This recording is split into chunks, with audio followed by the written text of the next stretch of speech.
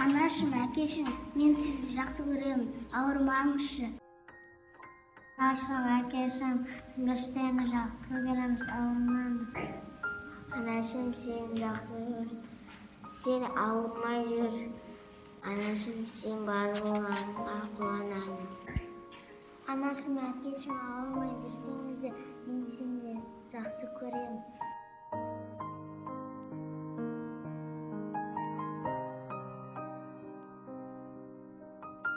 Бұл суретті мен анама, әкеме, атама, отанымға, туған жеріме, жақындарыма арнаймын.